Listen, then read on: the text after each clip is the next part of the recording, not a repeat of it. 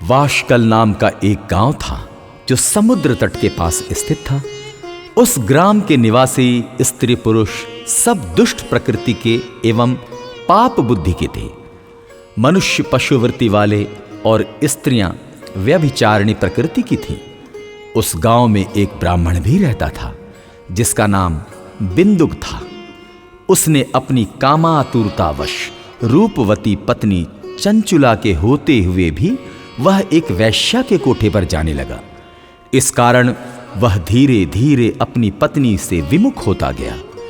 कुछ समय तक तो चंचुला अपने काम के वेग को सहन करती रही, परंतु दीर्घ समय तक वह अपनी इंद्रियों पर नियंत्रण न रख सकी।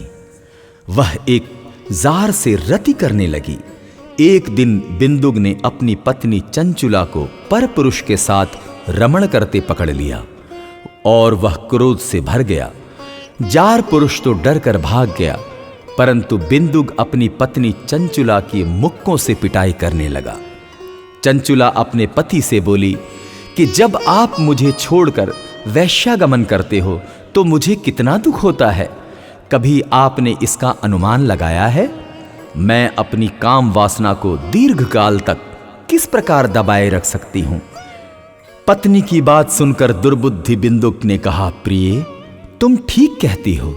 तुम निर्भय होकर जार पुरुषों के साथ विहार कर सकती हो, परंतु उसके बदले में उनसे धन कमाओ। उस धन से हम दोनों का बहुत भला होगा। चंचुला ने पति की आज्ञा को मान लिया और पति पत्नी दोनों कुकर्म के मार्ग पर चलने लगे। समय आने पर चंचुला के पति बिंदुक की मृत्यु हो गई। वह नरक लोक में अनेक दुख भोग कर पिशाच योनि में पैदा हुआ। अचानक इसके बाद चंचुला भ्रमण करती हुई गोकर्ण क्षेत्र में पहुंची। वहां उसने मंदिर में एक पंडित जी को शिव पुराण की कथा सुनाते हुए देखा। वह दत्तचित्त होकर कथा सुनने लगी।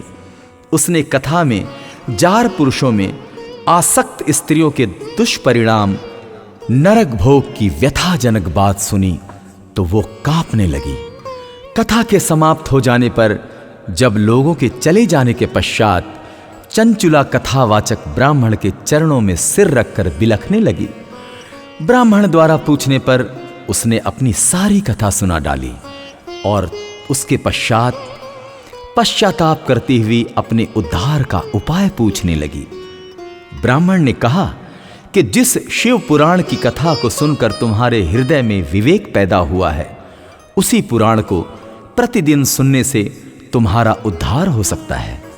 जिस तरह निर्मल दर्पण में सही प्रतिबिंब दिखाई देता है, उसी तरह शिव पुराण सुनने से चित्त में अंबिका सहित भगवान शिव का साक्षात्कार हो जाता है।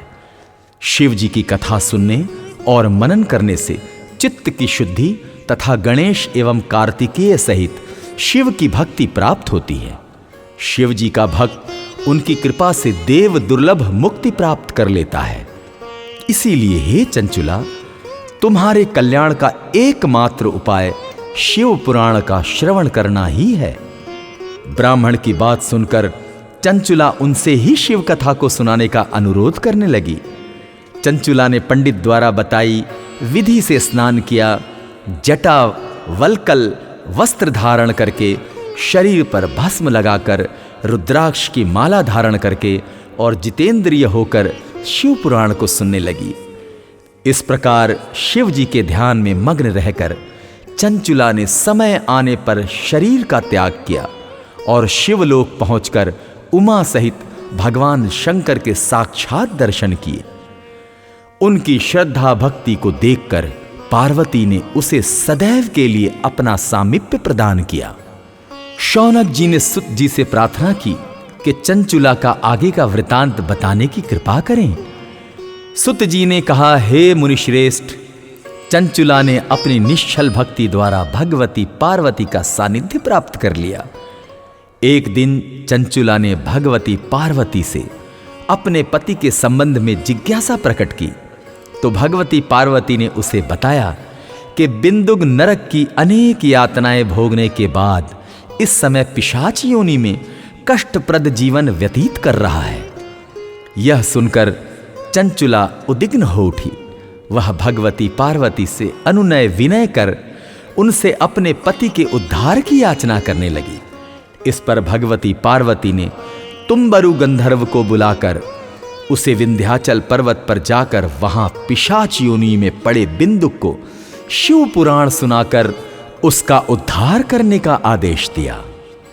माता पार्वती की आज्ञा को शिरोधार्य कर तुम्बरु विंध्याचल पहुंचा और बिंदुक को बलपूर्वक बिठाकर शिव पुराण सुनाने लगा। शिव कथा को सुनने के लिए वहां पर देवता भी एकत्रित हो गए। तुम्बरु से शिव कथा सुनकर बिंदुक निष्पाप होकर पिशाच योनि से मुक्त हो गया। बिंदुक अब प्रतिदिन शिव जी का गुणगान करने लगा। भगवान शंकर ने उसकी अचल भक्ति देखकर उसे अपना गण बना लिया।